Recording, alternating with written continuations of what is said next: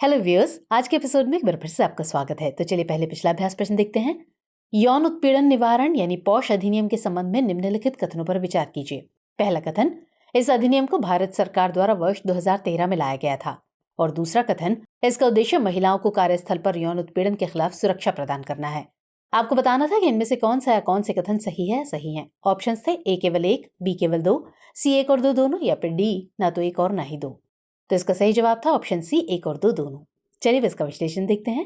हाल ही में supreme court ने केंद्र और राज्यों को यौन उत्पीड़न निवारण अधिनियम यानी पॉश एक्ट के प्रभावी कार्यान्वयन के लिए जिला अधिकारियों की नियुक्ति करने का निर्देश दिया है। आपको बता दें कि पॉश एक्ट कार्यस्थल पर महिलाओं की यौन उत्पीड़न से निपटने के लिए बनाया गया कानून है। इसे भारत सरकार द्वारा वर्ष 2013 में पारित किया गया था, इसलिए कथन एक सही है।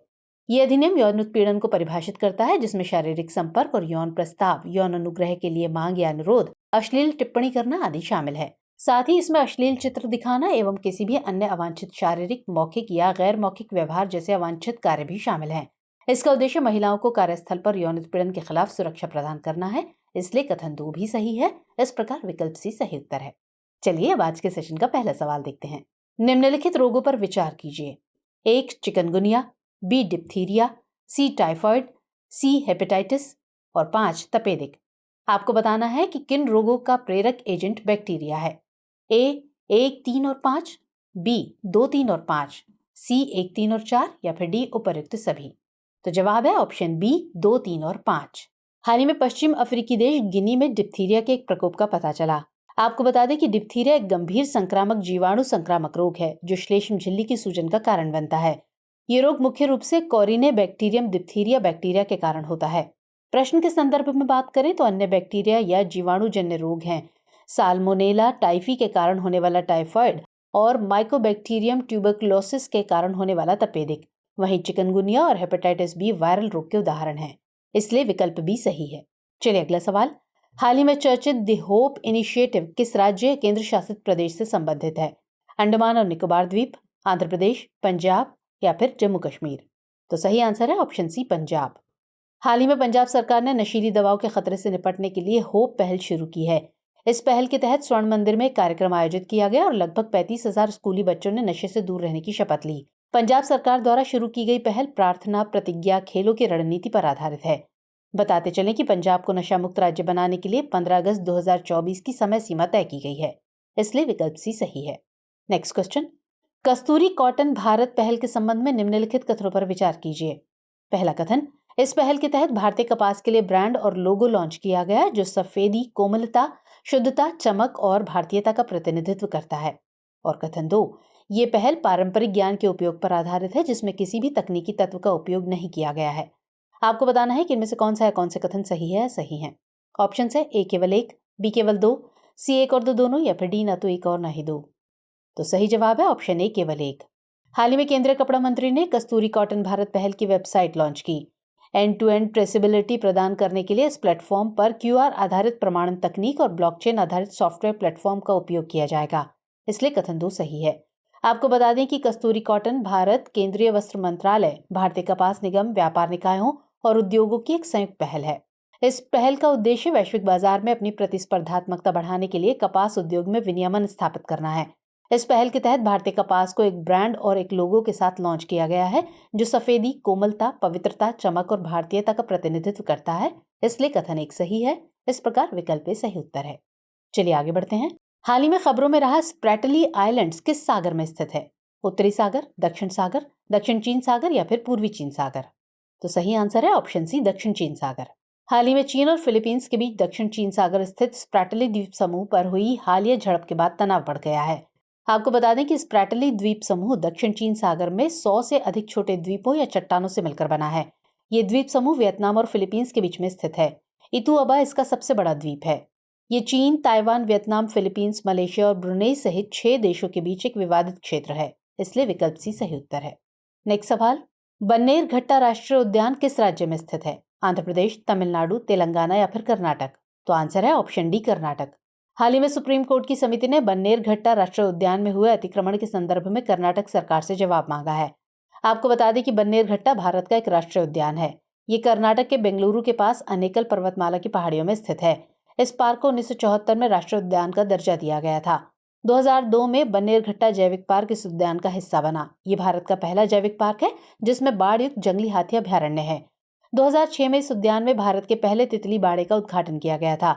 सुवर्णमुखी धारा इस उद्यान से होकर बहती है, जो यहाँ के जानवरों के लिए जल का मुख्य स्रोत है, इसलिए विकल्प डी सही है। चलिए अगला प्रश्न। मिलन अभ्यास के संबंध में निम्नलिखित कथनों पर विचार कीजिए। पहला कथन, ये भारतीय नौसेना द्वारा आयोजित एक वार्षिक बहुपक्षीय अभ्यास है। और कथन 2, इस अभ्यास का पहला सत्र 1995 में आयोजित किया गया था। आपको बताना है कि इनमें से कौन से कथन सही है या सही है। केवल एक, केवल दो, एक और दो दोनों, या फिर ना तो एक और ना ही दो। तो सही जवाब है ऑप्शन बी, केवल दो। हाल ही में भारतीय नौसेना ने घोषणा की है कि बहुपक्षीय संयुक्त नौसैन्य अभ्यास मिलन 2024 का आयोजन फरवरी के मध्य में विशाखापट्टनम में किया जाएगा। मिलन अभ्यास 2024 में 50 देशों को आमंत्रित किया गया है। आपको बता दें कि मिलन भारतीय नौसेना द्वारा द्विवार्षिक रूप से आयोजित एक बहुपक्षीय नौसैनिक अभ्यास है, इसलिए कथन 1 सही नहीं है। इस अभ्यास का आयोजन 1995 में शुरू हुआ था, इसलिए कथन 2 सही है। इसके प्रारंभिक आयोजन में केवल 4 देशों यानी इंडोनेशिया, सिंगापुर, श्रीलंका और थाईलैंड की भागीदारी थी, तो इस प्रकार विकल्प भी सही है। चलिए आगे बढ़ते हैं। निम्नलिखित में से कौन घाटियाना सेंगुई नोलेंटा की सबसे अच्छी व्याख्या करता है? डायनासोर का प्राचीन जीवाश्म, उत्तर पूर्व भारत में खोजी गई एक ऑर्चर्ड प्रजाति, पश्चिमी घाट का एक ताजा पानी का केकड़ा, या फिर एक प्रारंभिक मानव प्रजाति।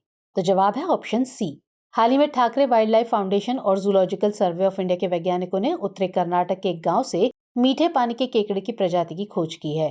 खोजी गई इस प्रजाति का नाम घाटियाना सेंगुइनोलेंटा रखा गया है।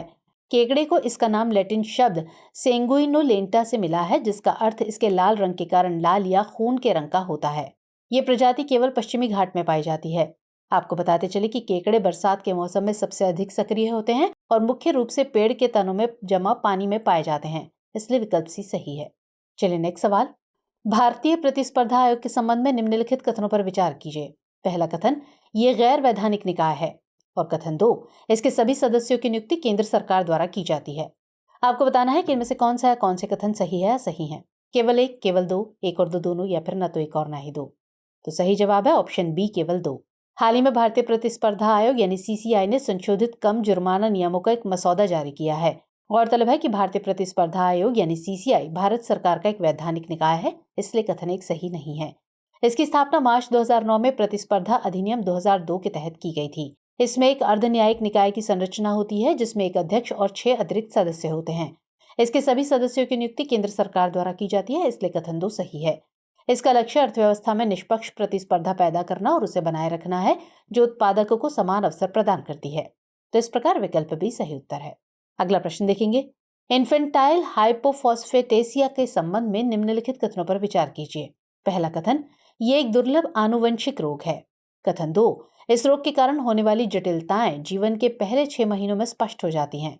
और कथन 3, ये ALPL जीन में म्यूटेशन के कारण होता है। आपको बताना है कि इनमें से कितने कथन सही हैं। केवल एक, केवल दो, सभी तीन, या फिर कोई भी नहीं। तो जवाब होगा ऑप्शन सी, सभी तीन। हाल ही में सामने आई खबर के मुताबिक इन्फेंटाइल हाइपोफॉस्फेटेसिया जैसे दुर्लभ रोग के रोगियों के परिवार ऐसे रोग को राष्ट्रीय नीति में शामिल करने के लिए संघर्ष कर रहे हैं। आपको बता दें कि इन्फेंटाइल हाइपोफॉस्फेटेसिया एक दुर्लभ आनुवंशिक बीमारी है, जिसमें रोगी की हड्डियां और दांत नष्ट हो जाते हैं, इसलिए कथन 1 सही है। इससे वो नाजुक हो जाता है, फ्रैक्चर होने का खतरा बना रहता है। जन्म के समय इसमें कोई ध्यान देने योग्य असमानताएं नहीं होती हैं, लेकिन जीवन के पहले 6 महीनों के भीतर जटिलताएं स्पष्ट हो जाती हैं, इसलिए कथन 2 सही है। ये ALPL जीन में उत्परिवर्तन के कारण होता है, इसलिए कथन 3 सही है। तो इस प्रकार सभी कथन सही है, इसलिए विकल्प सी सही उत्तर है। चलिए अब नोट कर लीजिए आज का अभ्यास प्रश्न। हाल ही में समाचारों में देखा गया ऑपरेशन चक्र 2 किसकी एक पहल है?